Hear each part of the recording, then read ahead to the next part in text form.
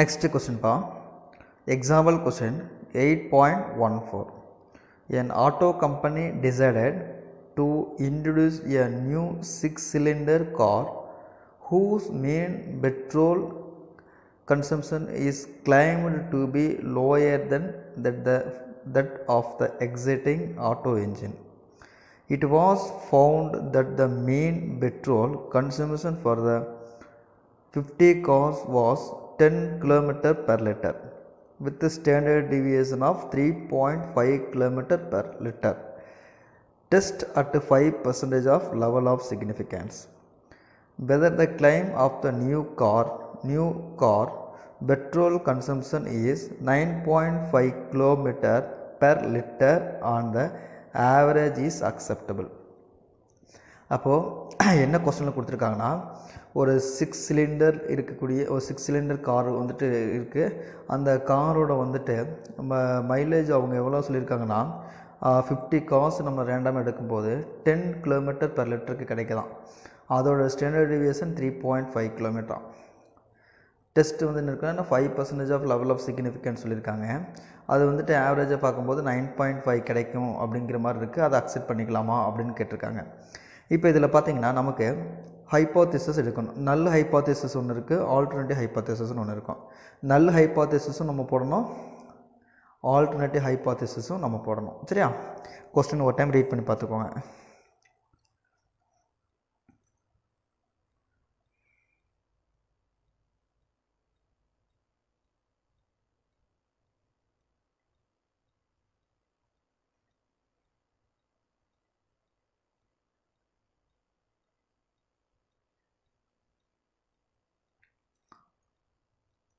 கொஸ்டினை ரீட் பண்ணி பார்த்துட்டிங்களா? இப்போ சம்ஸ் போகலாமா? பாருங்கள் அப்போ. சரி பாருங்கள் அப்போ. Example question 8.14. இந்த 8.14ல் அவங்க என்னவெல்லாம் கொஸ்டினில் கொடுத்துருக்காங்கன்னா டோட்டலாக எவ்வளோ காசு இருக்குன்னா 50 காசு இருக்குது. அப்போது 8.14 சொல்யூஷன் சாம்பிள் சைஸ்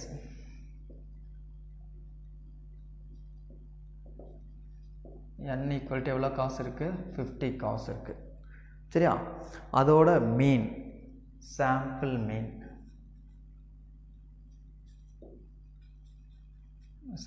எவ்வளோ சொல்லியிருக்காங்கன்னா x bar equal to 10 km per hour.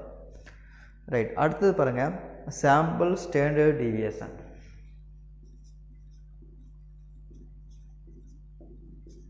Standard deviation sigma equal to 3.5 km.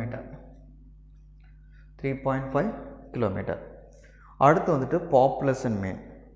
Population மீன் எவ்வளோ சொல்லியிருக்காங்க?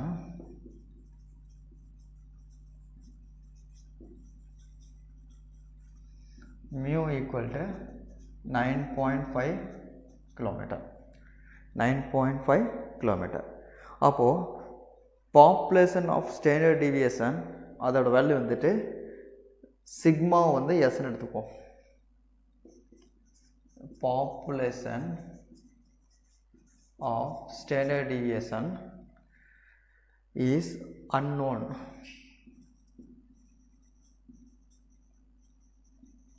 அதை வந்து என்னென்னா சிக்மா ஈக்குவல் டு எஸ்ன்னு எடுத்துப்போம். சரியா? எஸ்ங்கிற ஒரு வேல்யூ நம்ம மென்ஷன் பண்ணிக்கிறோம்.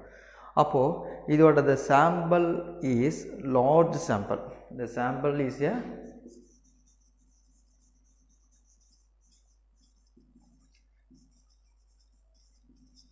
large sample. அப்போது லார்ஜ் சாம்பிள்னா இது என்ன டெஸ்ட்டுக்கு அப்ளை பண்ணலாம்? Apply Z test. இசட் டெஸ்ட்னா தெரியும் இல்லையா? லெவல் ஆஃப் சிக்னிஃபிகன்ஸ் போடுவோம் இல்லையா? அந்த டேபிளுக்கெல்லாம் போட்டு நேற்று பார்த்தோம் இல்லையா? அது சரி. இப்போ நல் ஹைப்போதீசிஸ் என்னென்னு பார்ப்போம். 2 ஹைப்போதீசிஸ் இருக்குது. ஃபஸ்ட்டு ஒன்று நல் ஹைப்போதீசிஸ். இந்த நல் ஹைப்போதீசிஸில் வந்துட்டு நமக்கு ஒரு ஃபார்முலாஸ் இருக்குது. அதுக்கு முன்னாடி there is no significant difference between the sample average. There is இதோட டெஃபினேஷன் படிச்சுக்கணும்ப்பா. இது அப்படிங்க எழுதி விட்டு தான். there is no significant significant difference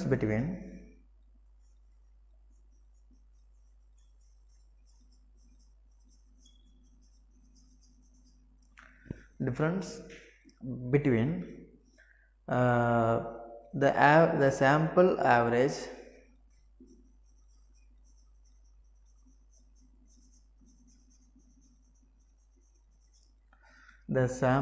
average and the company's claim.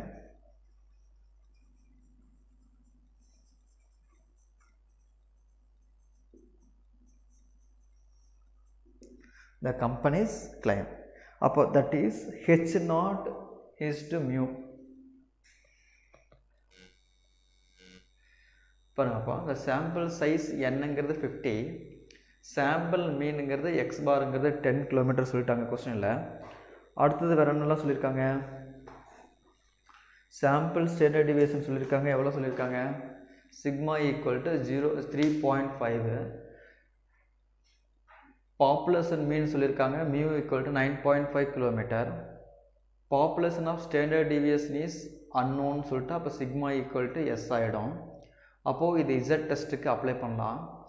z test போடணுன்னா ரெண்டு ஹைப்போதேசிஸ் இருக்குது. ஒன்று நல் ஹைப்போதேசிஸ், இன்னொன்று ஆல்டர்னேட்டிவ் ஹைப்போதேசிஸ் இருக்குது.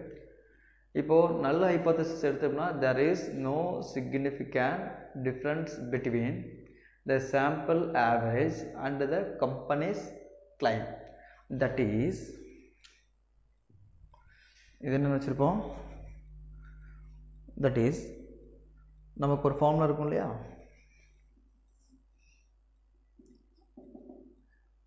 h naught is to mu equal to 9.5 equal to 9.5. சரி, அடுத்து வந்துட்டு alternative hypothesis.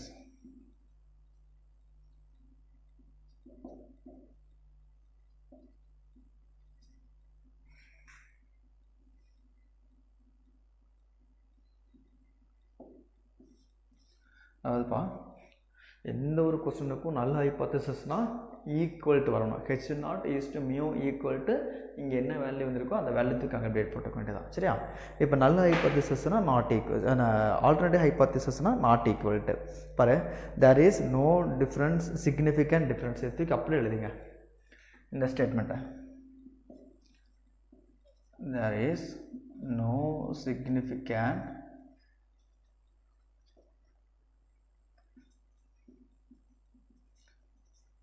difference between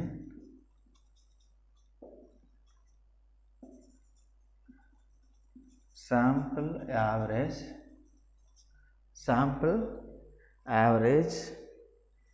and the company's claim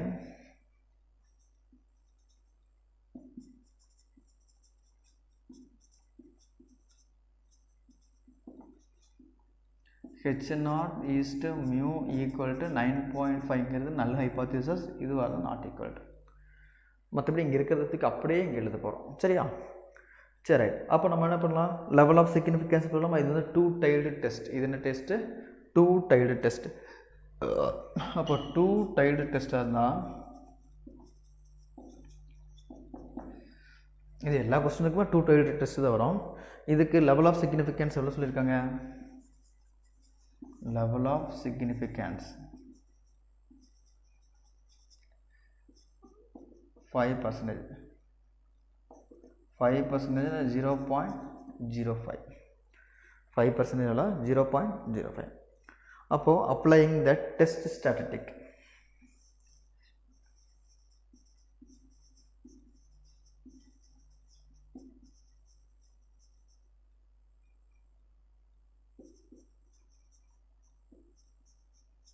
apply the test statistic.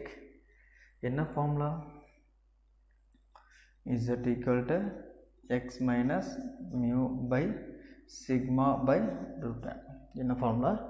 x minus mu by sigma by root n. அதாவது x bar minus mu by sigma by root n follows n ஓட value 0,1 இருக்கணும். 0லேருந்து 1 வரைக்கும் இருக்கணும். சரியா? சரி, இதோட value substitute பண்ணிவிட்டு என்ன ஆன்சர் வருதுன்னு பார்ப்போம். இதோட வேல்யூ சப்ஸ்டிட் பண்ணுங்க பார்ப்போம்.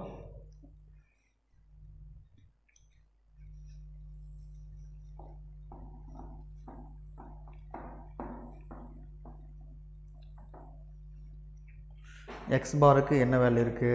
x பாருக்கு 10 z equal to 10 minus மியூக்கு 9.5 சிக்மாவுக்கு 3.5 root of 50. சரியா? இப்போ இதோட இது follows n of 0,1. அப்போ இது ரெண்டையும் சப்ட்ராக்ட் பண்ணலாமா? சப்ட்ராக்ட் பண்ணா வரும் 0.5 வருமா? 0.5 by நீங்கள் என்ன வரும்? கீழே இது ரெண்டையும் டிவைட் பண்ணால் 0.495 வருமா? இது ரெண்டையும் டிவைட் பண்ணிங்கன்னா 1.01 வரும். என்ன வரும்? 1.01. 1.01ங்க. Thus the calculated value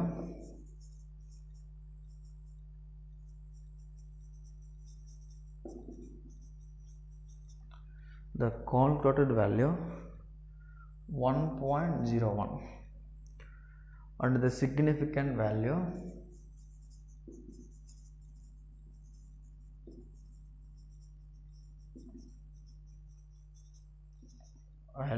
or table value.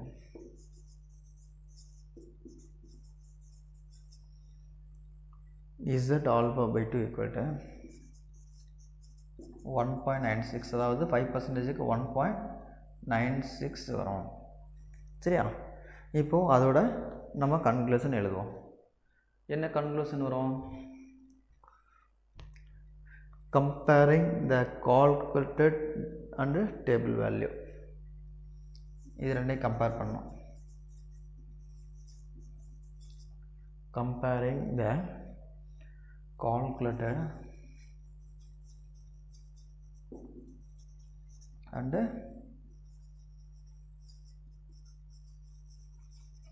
table value. என்ன? Z less than Z alpha by 2, that is Z ஓட வேல்யூ 1.01 less than 1.96. அந்த கண்டிஷன் சாட்டிஸ்ஃபை ஆகுதா? கண்டிஷன் சாட்டிஸ்ஃபை ஆகுதா இல்லைன்னு பாருங்கள். கண்டிஷன் சாட்டிஸ்ஃபை ஆகுது. அப்போது வந்துட்டு நம்ம என்ன பண்ணிக்கலாம்? இதோட ஆன்சர் எழுதிக்கலாம். அப்போது inference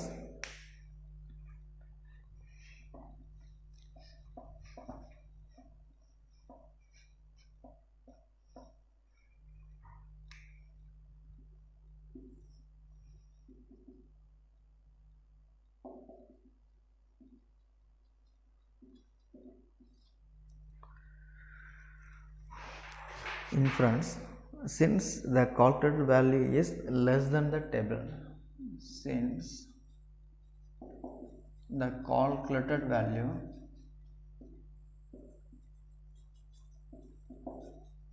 is less than table value, less than the table value, that is Z less than Z alpha by 2. அப்போ at 5% level of significance, at 5% level of significance, அப்போ null hypothesis நம்ம எடுத்தோம்னா the null hypothesis H0 is accepted.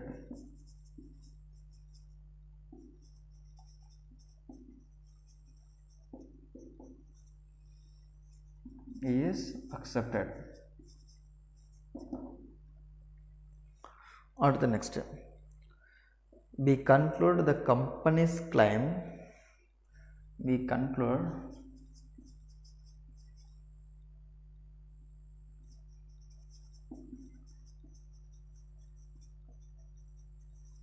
company claim,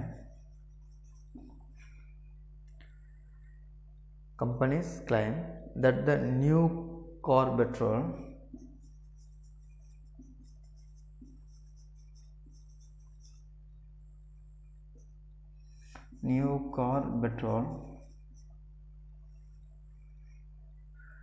consumption is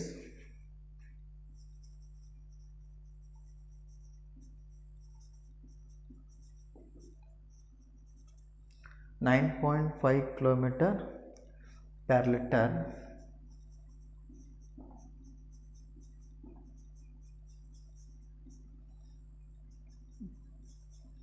acceptable. அப்போ வந்து என்ன சொல்லியிருக்காங்கன்னா லாஸ்ட்டில் வந்து இன்ஃபரன்ஸ் பார்த்திங்கன்னா 5% லெவல் ஆஃப் சிக்னிஃபிகன்ஸ் எடுக்கும்போது நல் ஹைப்போதசிஸ் H0 வந்து அக்செப்டட் ஆகுது. அடுத்து வந்து இதோட லிட்டர் பார்க்கும்போது நமக்கு 9.5 km/L கிடைக்கும். அதை வந்து அக்செப்ட் பண்ணிக்கலாம் அப்படின்னு சொல்கிறாங்க. சரியா? இந்த மாடல் கொஸ்டினில் இதே ஸ்டேட்மெண்ட் தான் இப்போ நம்ம எழுதணும். கொஸ்டின் தான் கொஞ்சம் பெருசாக இருக்கும். சரியா? அதாவது ஒரு கொஸ்டின் எந்த ஃபார்மெட்டில் எழுதணும்னு ப்ரிப்பேர் பண்ணிட்டிங்கன்னா ரிமைனிங் கொஸ்டினெல்லாம் ஈஸியாக இதே ஃபார்மெட்டில் நம்ம ஃபாலோ பண்ணிக்கலாம். எல்லா கொஸ்டினுக்குமே இதை கண்டுபிடிக்கணும். சரியா? எல்லா கொஸ்டினுக்குமே இதை கண்டுபிடிக்கணும், எல்லா கொஸ்டினுக்குமே இதை எழுதணும். அதனால் வந்துட்டு இதில் 5 மார்க் கொஸ்டின் கம்பல்சரி ஒரு கொஸ்டின் எக்ஸாமுக்கு வரும். கொஞ்சம் அதுக்கு தகுந்த மாதிரி கொஞ்சம் ஃபாலோ பண்ணிக்கோங்க. சரியா? சரி, அடுத்த கொஸ்டின் ஒன்று பார்த்துருவோமா? பாருங்க பார்ப்போம். Example question 8.15. என்ன question? Example question 8.15. Next question பார்ப்போம். 8.15. A manufacturer of ball pens claims that a certain pen he manufactured has a mean writing life of 400 pages. அது எவ்வளோ இருக்கணும்? மீனோட வந்து 400 pages இருக்கணும். With a standard deviation 20 pages. A purchasing agent select a sample 100 pens and puts them for test. The mean writing life sample was 390 pages. அப்போ life இந்த மீனோட life என்ன சொல்லியிருக்காங்க? அதாவது the mean writing life sample was 390 pages. Should the purchase agenting rejecting the manufacturer's claim at 1% level. அதாவது இது வந்து reject பண்ணுறதுக்கு 1% லெவல் எடுத்து போட்டால் நமக்கு ரிஜெக்ட் பண்ணுவாங்களாங்கிறத நம்ம பார்க்கணும். இதோட ஆன்சர் அப்படியே பார்க்கலாம். பாருங்கள், ஃபர்ஸ்ட் நம்ம என்ன பண்ணோம்? சாம்பிள் சைஸ் எவ்வளோ சொல்லியிருக்காங்க? எத்தனை பென் சொல்லியிருக்காங்க? 100 சொல்லியிருக்காங்களா? 100. அப்போ அடுத்து என்ன சொல்லியிருக்காங்க? சாம்பிள் மீன் 390 pages. பாப்புலேஷன் மீன் 400 pages. அப்போ பாப்புலேஷன் ஸ்டாண்டர்ட் டிவியேஷன் 20 pages. அப்போ த சாம்பிள் இஸ் லார்ஜ் சாம்பிள். அப்போ அப்ளை இசட் டெஸ்ட். ஃபஸ்ட்டு முடிச்சாச்சா? அடுத்து நல் ஹைப்போதசிஸ். நம்ம இதுக்கு முன்னாடி எழுதணும் இல்லையா? சேம் அதே ஃபார்மேட் அப்படியே எழுதணும். There is no significant difference between the sample mean and the population mean of writing life of pen he manufactures H0 is to mu equal to 400. ஏன்னா இங்கே பாருங்கள் mu எவ்வளோ கொடுத்துருக்கு? 400. அப்போ 400 போட்டுக்கணும். அடுத்து ஆல்டர்னேட்டிவ் ஹைப்போதசிஸ் அப்படியே போடணும், நாட் ஈக்குவல் டு. இது மேலே இருக்க ஸ்டேட்மெண்ட் அப்படி எழுதிக்கணும். There is significant difference between the sample mean and the population mean of writing life of pen he manufactures H1 is to mu not equal to 400. அப்போ 2-tiered test. அப்போ level of significance 1%. 1% 0.01.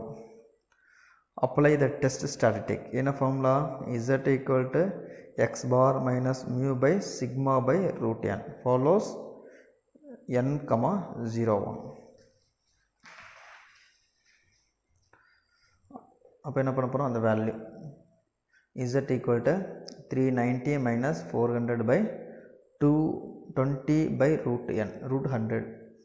root 100 எடுத்து 10 cancel பண்ணும்போது 2 வந்துடும். மேலே வந்து -10, 2 cancel பண்ணும்போது -5. Modulus எடுக்கும்போது +5 வந்துடும். The calculated value modulus Z equal to 5 and the significant value or table என்ன வருதோ Z alpha by 2 வந்துட்டு 2.58. ஏன்னா 1%.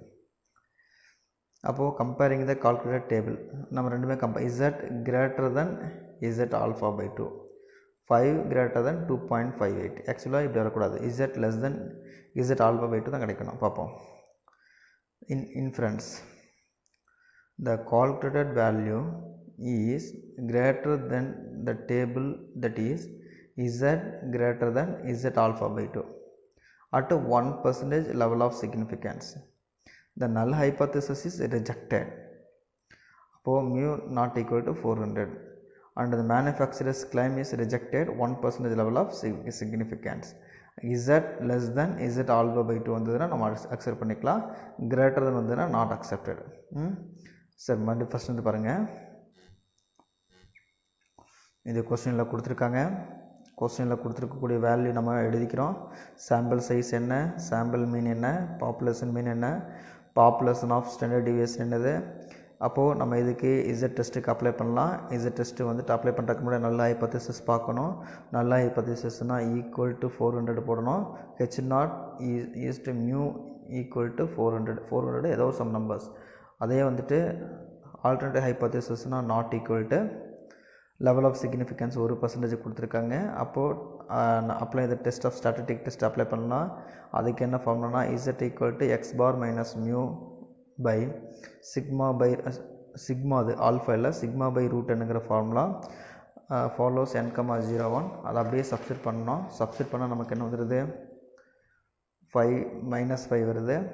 -5ங்கிறது மாடுலஸ் இருக்கும்போது +5. அதை கால்குலேட் பண்ணால் modulus Z equal to 5 and the significant value or significant table value எடுக்கும்போது நமக்கு இது கிடைக்கிது. அப்புறம் ரெண்டுமே கம்பேர் பண்ணிவிட்டு அது ரிஜெக்டடாக என்னங்கிறத நம்ம பார்த்துக்குறோம்.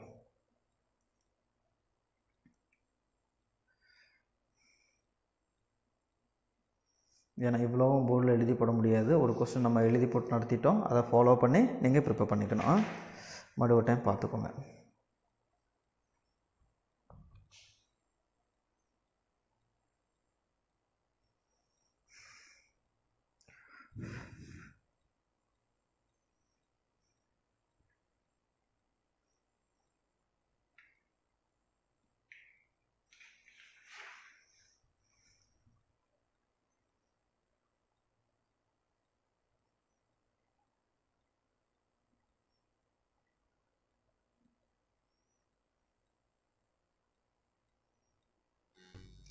இந்த சாப்டர் பொறுத்த வரைக்கும் 9th சாப்டர் பொறுத்த வரைக்கும் சம்ஸு கொஞ்சம் ஒரு மாதிரி கொஞ்சம் டஃப்பாக இருக்கிற மாதிரி தான் ஒரு ஃபீல் ஆகும். சரியா, அந்த சம்ஸ் பொறுத்த வரைக்கும் கொஞ்சம் அப்படி தான் இருக்கும். இந்த 8th சாப்டர் மட்டும் கொஞ்சம் ஹார்டாக இருக்கும்.